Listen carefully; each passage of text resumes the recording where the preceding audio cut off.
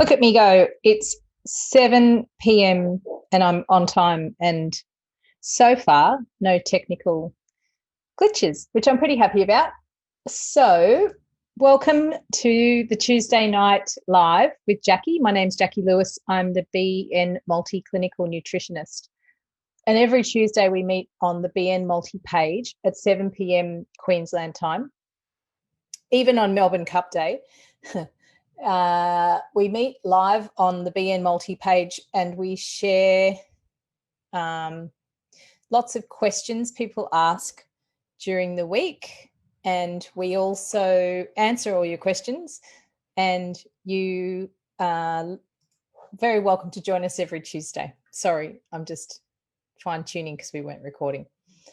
And so we also announce the winners of our Transformation Tuesday, which is in our BN Bariatric group. We have a little Tuesday transformation, and it's where people share their stories, not only just before and after shots because they're looking so good, but also things that you can do now that you weren't up for prior to surgery, or things that you do now that you never thought were possible for you.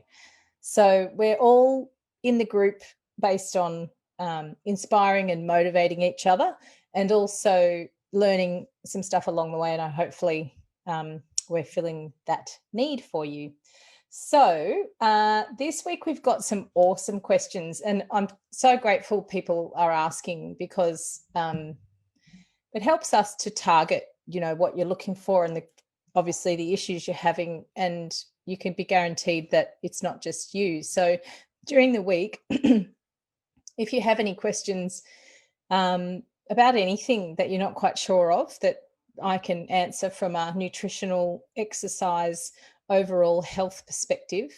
If it's an emergency, of course, don't post it in the group and wait until Tuesday.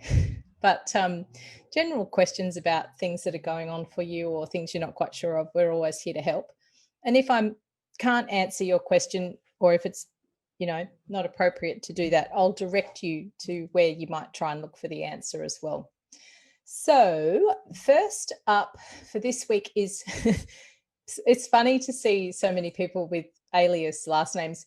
Kim, surname Bo, Kimbo, is wondering what the reason is for waiting a period of time to have a drink before and after eating. So this one's a good one, because I know that everybody's told why. They're told to do that. Don't eat within half an hour of food, either side of food. Don't drink. I'm get my words in the wrong spot tonight. Don't drink within half an hour before food, and don't drink within half an hour after you've had your food. And the reason for that is that the whole goal of having this little pouch or sleeve is to keep food in it for as long as you can, in a lot of ways, to keep you feeling satisfied and full, but also to give you an opportunity to absorb any nutrition from that food that you need to. So when you eat food, like solid food, your body knows what it is. So there's so if you imagine like a straight tube that goes down like that, and at the bottom is what we call they're called sphincters. They're like elastic bands that open and close to let different things either close to block it, or open to let food and liquid go through. So your body understands what you're taking in, and if you take in food, and particularly proteins, they don't leave the stomach. The sphincter will close and they sit in the stomach and are digested there. But in a sleeve or a bypass situation, if you add water to that, the body goes, oh, that's liquid, and opens the sphincter. So the food drops through really quickly, and it can lead to what they call dumping, because undigested food will go straight through into the small intestine when it should be managed in the stomach first. But more also what it's targeted at is keeping your tummy full of food. It also means that there's room for food in there. So every meal you eat, you're ideally putting in the protein first, and that's also trapping it in the stomach a little bit longer because protein is digested there. So carbohydrate, if you eat that first, goes through, it's digested in the small intestine. So we're trying to slow down what we call the transit time, or the time it takes for food to start from the mouth and end up being excreted. So there's two things that go with that: is more level blood sugars, better satiety, or feeling satisfied for longer, feeling like you're not needing another meal within half an hour because your pouch is empty.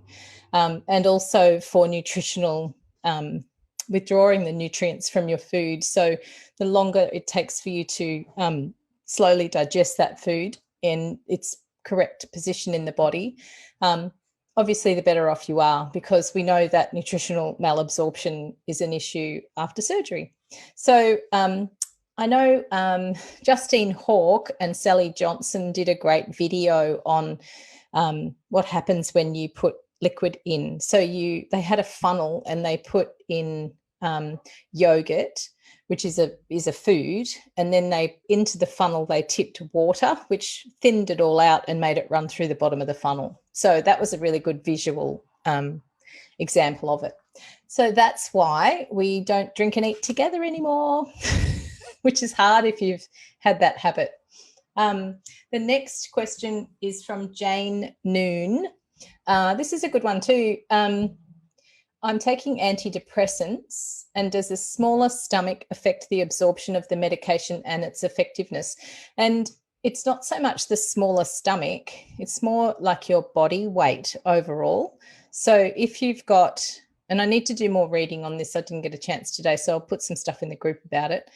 I've always mentioned that in the time where you're losing truckloads of weight, your absorption of different, or your dose of different medication may need to be adjusted. So that's what they do, a medical review or a medicinal review, where they take check all your meds and make sure that you're on the right dose for your weight. And if your weight's rapidly changing, there should be regular reviews to make sure that you've got the right amount of medication.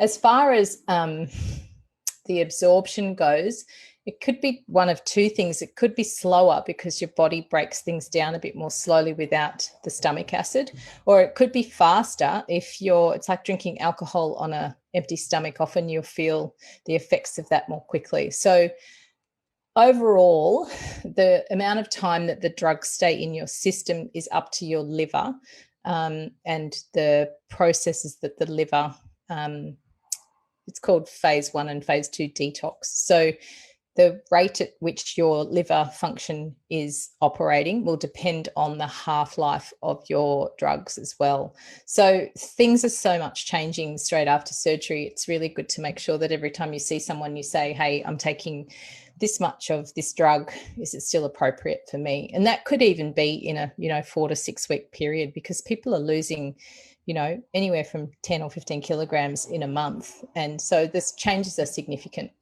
And Jolene McCool said she often wonders what the problem, what it is. I feel high as a kite after taking my pills in the morning, but I'm on the same dose at 60 kilos as I was when I was 173. So that's a time where I would say it's a good idea to get that checked out, because you may find also that the end goal is always, it's not always to remove all medications, but it's to use medications in their right application, and to obviously not feel as high as, feeling high as a kite might be okay first thing in the morning. But yes, always ask at the GP or the dietitians just to see what you should be taking. Thank you. But it can also come down to how much food's in your stomach. Paula Brookfield is the next question. Can you talk a little bit about cholesterol and why the surgeon is not worried about it being high, but my local GP is? Because there's conjecture is why, and it depends on people's opinions on cholesterol. It's being proven more and more that cholesterol can be high, but we need to know what it's made out of. So there's LDL and HDL cholesterol, and we call them good and bad. So it's looking at which one is bad and which one is good, and which one is high or lower. and working out whether, it is a threat to your health. Generally, there's another test you can do, which is called cholesterol subfractions, and they're doing this a little bit more.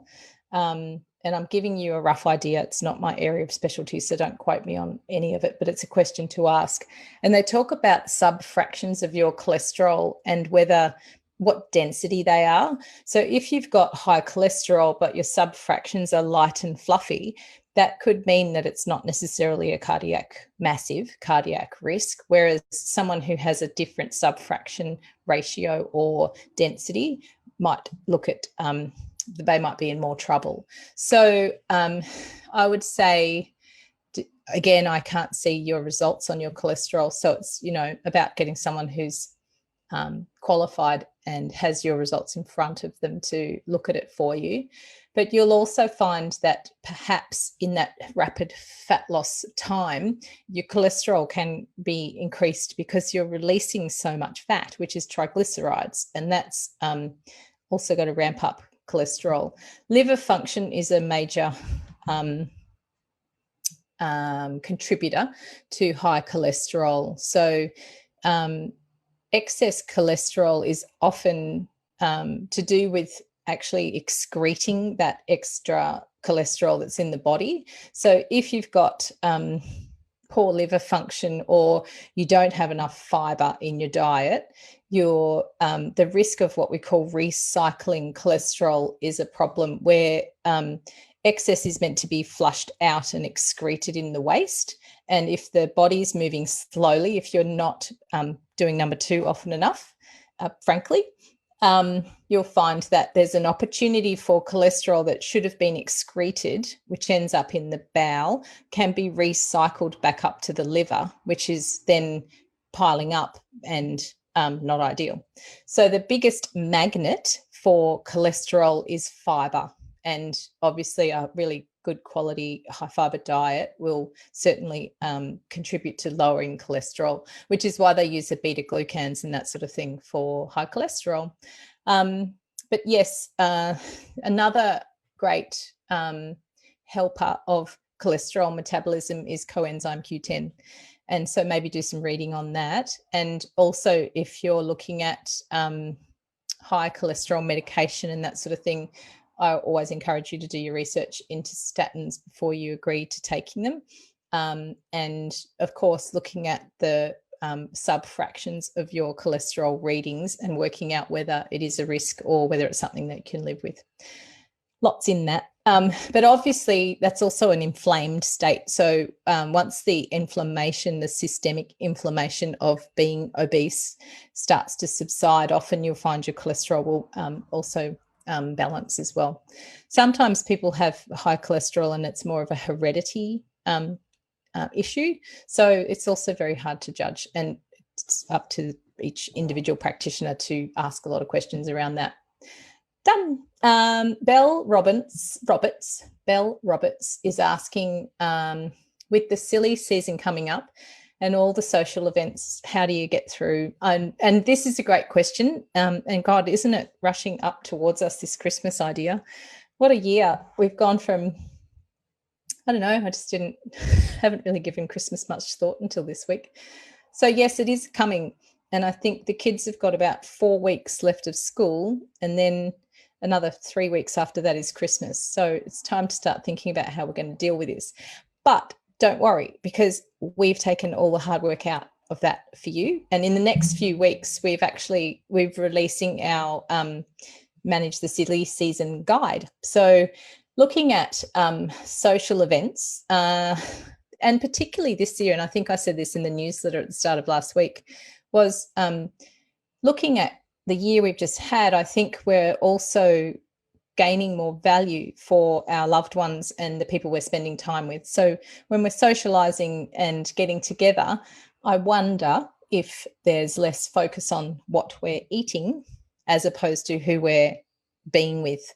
And I think that's something that, even without COVID or anything else going on, once you've embarked on this journey, or anyone who's looking at, having a healthy lifestyle, if you're getting together and it's all about what are we going to eat? What are we going to drink? How excessive can we be? And it's got to be a big celebration. I think that's, overall, I find healthier people who are looking to live a healthy lifestyle, it's a kind of incidental event. You get together and yes, you have a meal, but it doesn't have to be all the naughty stuff all the time. So it's looking at healthful and exciting salads with, not just lettuce and tomato and a bit of feta, maybe some roasted vegetables with, some cumin, and add some spices in and give it all a big kind of lift, and find, the flavors that you enjoy. I absolutely love Middle Eastern flavor. So I really love the cooking and the smells that are created by the Middle Eastern feast. So things like hummus and, there's healthy ways to enjoy these, I guess, cultural foods as well. So it's looking at taking the focus of, how exciting can we make this with food? It's how exciting can we make this with what else we do? And an example of that was Sunday night, I spent some time with some friends and we had a lovely evening. And this is where the Middle Eastern thing comes in. So we had a beautiful, just a big salad. We had sort of caramelized onion and all the cumin and coriander and that sort of stuff. And I didn't feel the need to overeat because the food was just so beautiful. But also it was what we talked about. And one of my girlfriends that just came up with, what was your first job? So we're all in our late-ish 40s. Our kids are growing up, and we were chatting about what we did when we left school and what our first job was and, what that kind of experience meant for us. So kind of start to make things a little bit more about, gaining something out of the people rather than what are we going to eat tonight. And I think that's a real key. And also not turning up starving. If you're looking after yourself, often I'll make sure I don't go anywhere hungry and I don't go too thirsty because I love a glass of wine. So it's things like, plan it out. How much am I going to allow myself before dinner? Maybe I've had lunch out as well. And so that means I'm not going to have any dips and nibbles and chips. And I'll just say, no, I had lunch. So, and people are also, I think we're all becoming quite health conscious. So it's not so offensive now to say, no, thank you, I've been out for lunch, especially at Christmas. Or I'll just say, look, I'll come, but we would have been out all day. So don't cater for us. Don't go out of your way. And if I want something, I'll bring it. So it's like, if I've been out for lunch and then I've got to go out somewhere for dinner or drinks, I'll take something that kind of also fits in with my goal, but is also something that we can share. But I don't have to have, I don't get stuck with whatever's on offer. And that is, I think, the key is making sure that if you turn up somewhere and they've just got frankfurts and, deep fried food and all sorts of stuff that you just don't want in your diet that day, that you're not left with nothing, so that then you'll choose that food. So it's making sure that you're prepared and that you bring something. So we've also got some recipes for Christmas, some really fun recipes that are a novelty and also a talking conversation piece. So I think that's kind of how to get through Christmas in some ways. But also just enjoy everyone and maybe come up with a game or something or a question you ask that opens up the conversation and moves the focus to people rather than food. But do stay tuned in the group and everywhere else in the newsletter. We'll be showcasing all of this stuff on how to get through. So we hope it helps. Thank you. And Rita Stan Bullywood. This is a good question too. And I was really, the questions this week are really diverse and pertinent. So that's great. This one is dry skin common after surgery? I'm forever moisturizing my body. Can I take a vitamin to help hydrate my skin? So it's great you're thinking about what can I put in that's going to help my skin. And that's a key to anything, I think, is looking at what's missing from the inside that is turning up on the outside, because more often than not, that's where it's happening. So it's the same with hair loss. A lot of people are like, oh, what hair conditioner and shampoo can I use to get my hair back? And hair's done by that stage. It starts underneath the skin, and it's actually a dermatological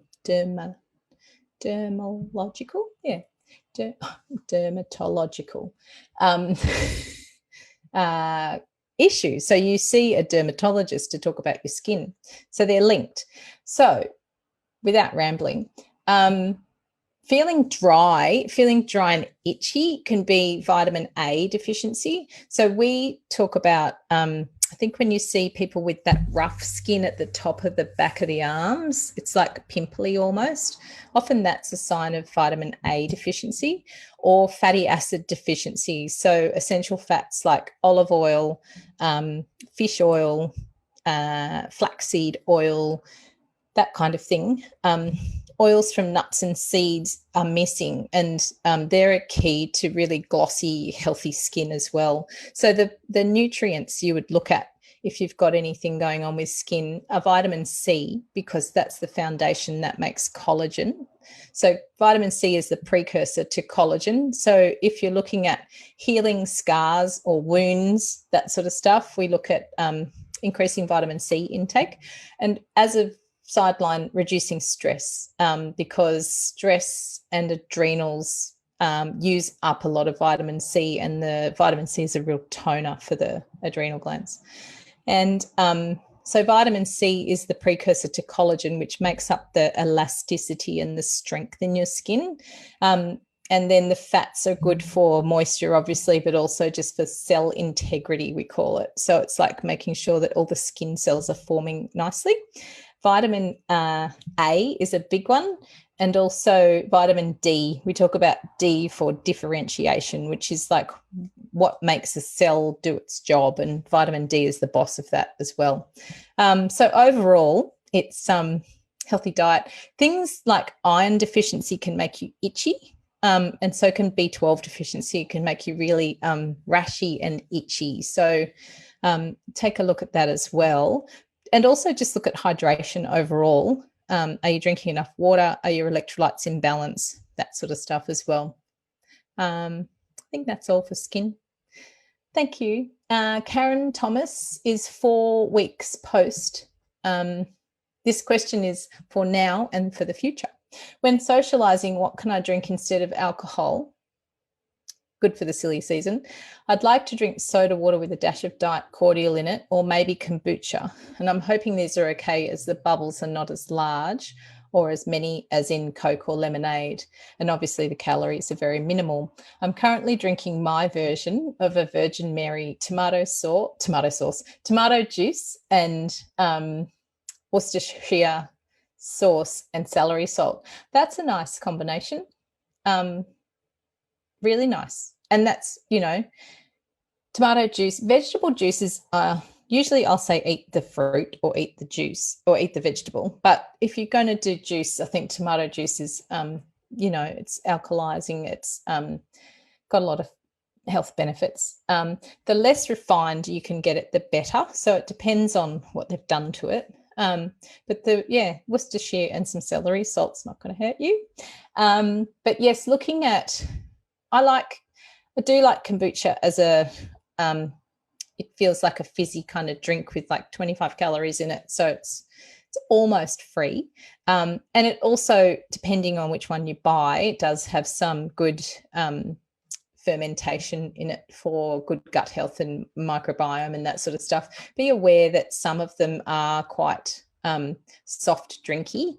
And I think that's why they're getting more and more popular. They're quite heavily flavoured, and I don't know how much of the probiotic nature they have. So you'd have to just, it's probably individual to each brand. So the soda water with a dash of diet cordial in it, they do, different clinicians and surgeons do tell you to steer away from Fizzy.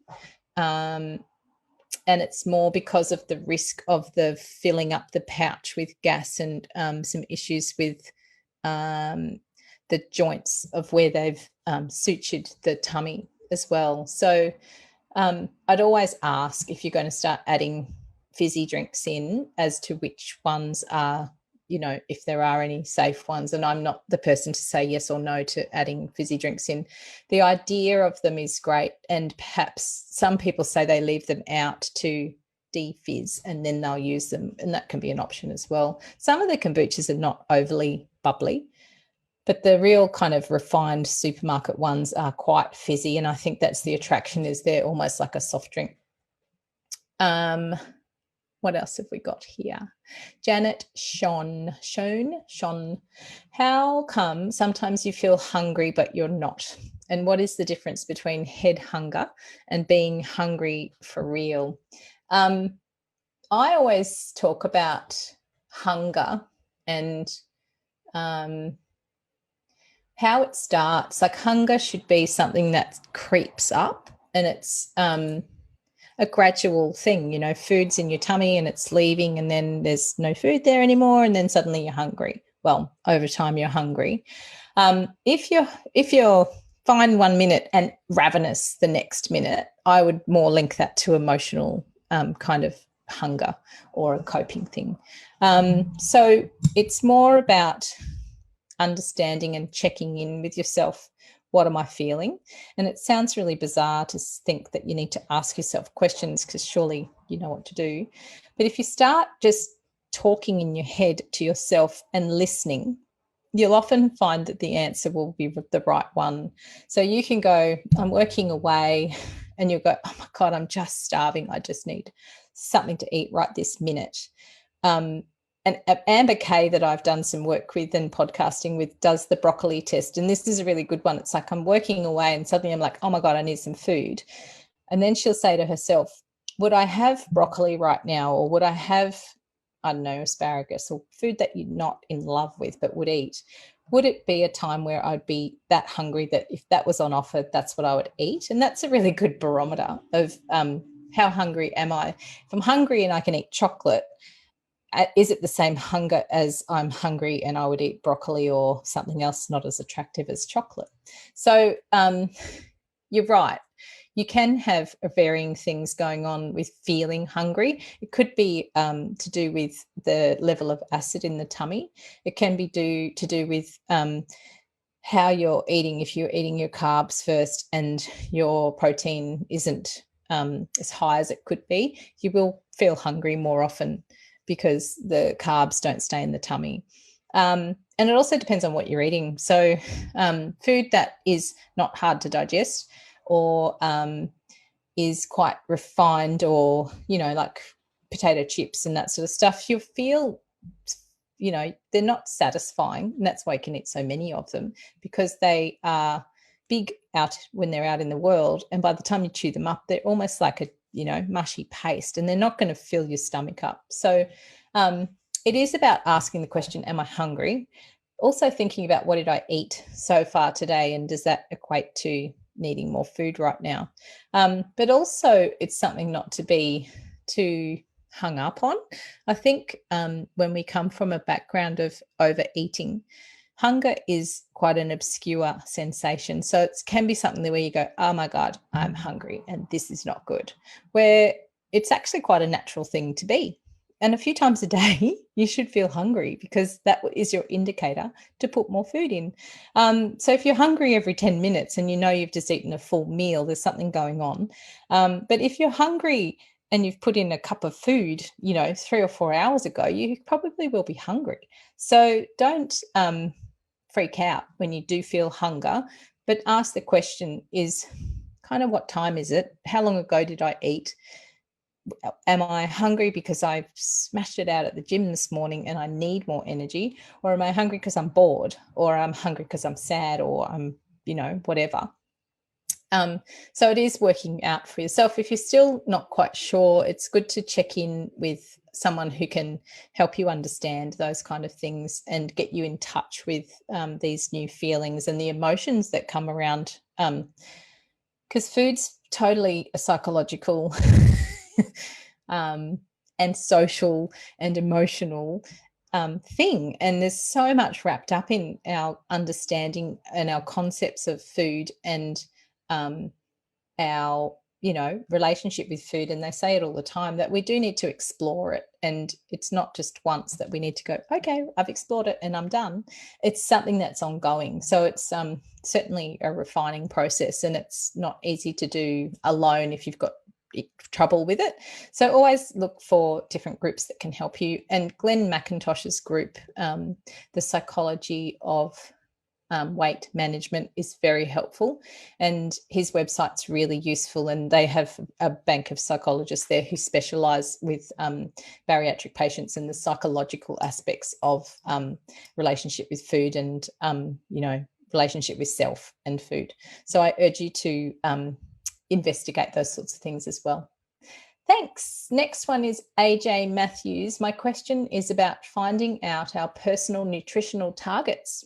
How do we figure out how many grams of carbs, calcium, salt, etc. we should aim for while losing? And do these targets change when we reach our goal weight? Great question. You're thinking about stuff. I'm sure you have covered this before, so I'd be happy to be pointed in the right direction. And you're right, as your weight changes, these things do change. Even as your age changes, these things do change. So even with or without weight loss surgery, I think getting through the nutritional part of our lives without some kind of professional input is tricky, because we don't really know exactly what we need. So an example of that is prior to surgery, you're a woman, you're 47, you're nearly hitting menopause. What are your nutritional needs as opposed to when you were 16? And even for calcium, that's totally different at either end of the life cycle. So things do change, and they change for a reason throughout our lives. And it's great to check in with someone and say, well, what do I need? And it's a good question, because it does change depending on your age, your sex, your weight, during pregnancy, during teenage years, your demands for energy and nutrition go through the roof, and varying the different nutrients that will be needed throughout the life cycle. So depending on your activity levels, even on different days of the week, you'll need different amounts of carbs. So if you've got Monday where you train really hard and Tuesday you have a rest day, you'd eat more carbohydrate on the day where you trained than you would in your recovery, because recovery, you'd need more protein, and for energy production, you need more carbs. So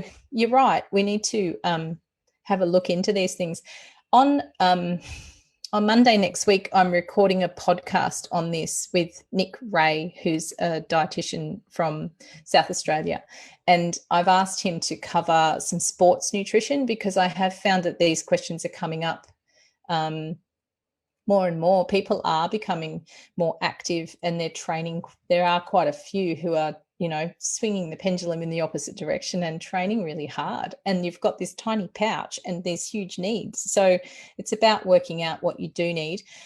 We have as a nutritionist, I have a Excel spreadsheet, and it's all formulated. So I can put in your age and your sex and what you do for work and how much exercise you do and all sorts of different parameters, and then it will break it down into how many, exactly how many carbs, how many grams of protein, all that sort of stuff do you need on a daily basis. And I think if we're not too hung up on every day meeting every single need, it's more looking at, and they say this with children, if your kids are picky eaters, they say, don't get so hung up on, oh my God, you didn't eat breakfast or lunch, because at some stage they use a 2-week window for kids, I think it is, and they look at a 2-week block of time and say, well, what kind of nutritional value did that period of time have and what did they need, rather than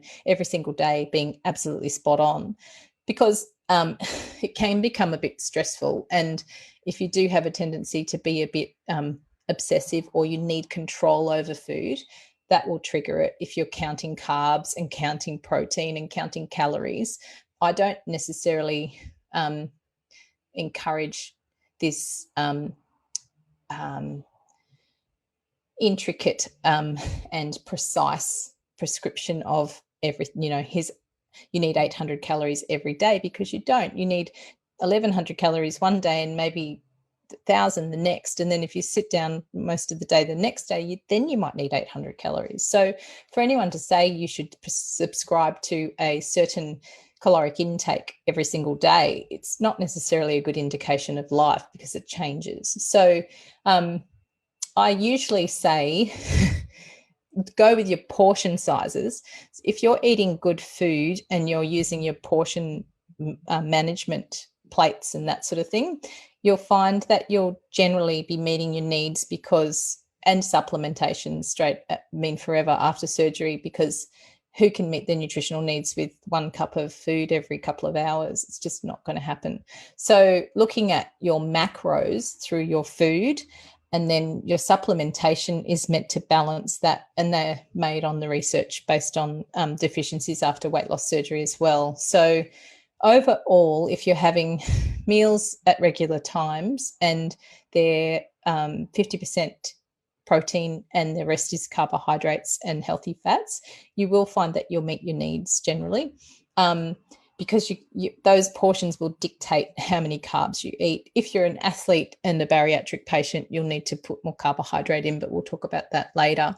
And I will try and find more information on this so that you do know that you're getting what you need. Does that help? I think so.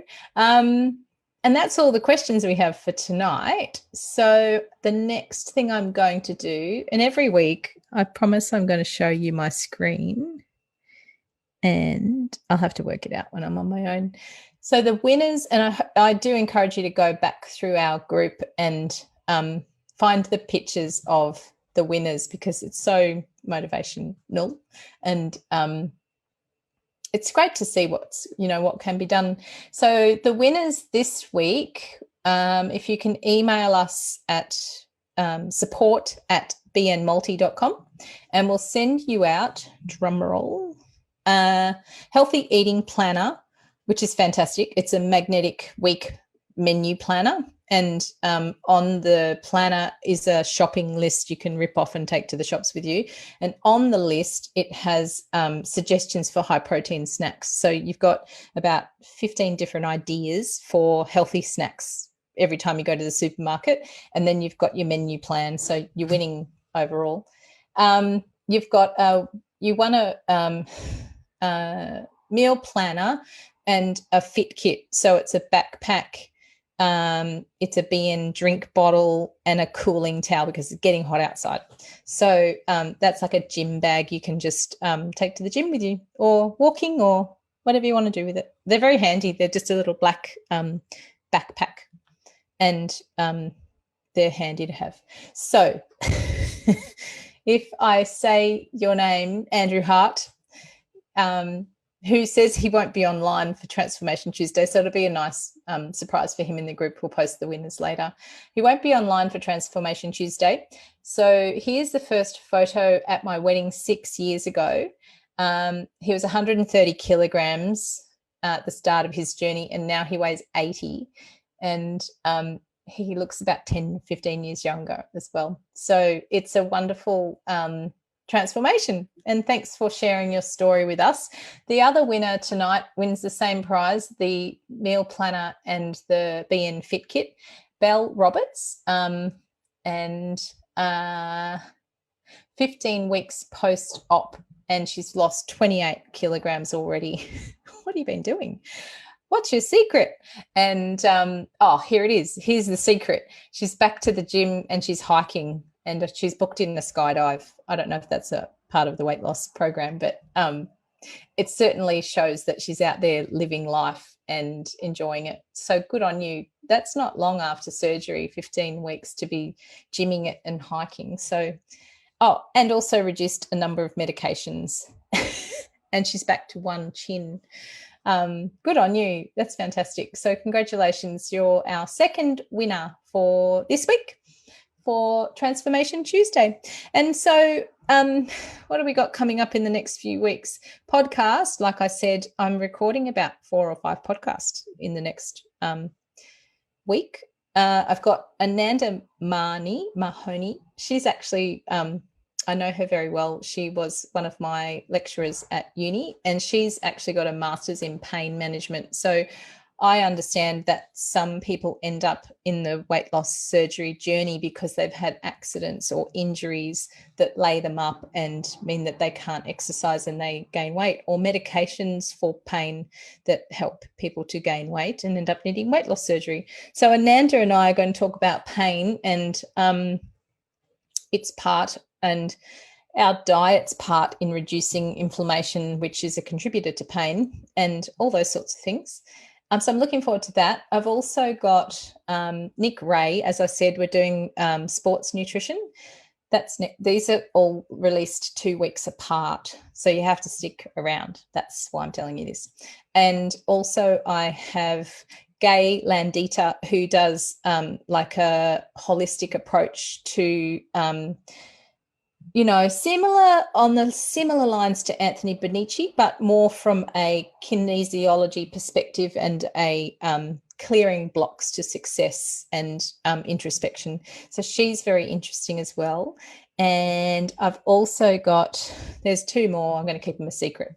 So I'm really enjoying the podcast, and I hear the feedback is positive, so I'll just keep doing that. So we're going to get you ready for Christmas next and help you to deal with the silly season. We'll have a bit of fun along the way, and we'll also keep the podcast coming along. We've also got a few stories. I'm recording one of our favorites in the group. I'm not going to reveal his name, and actually 2.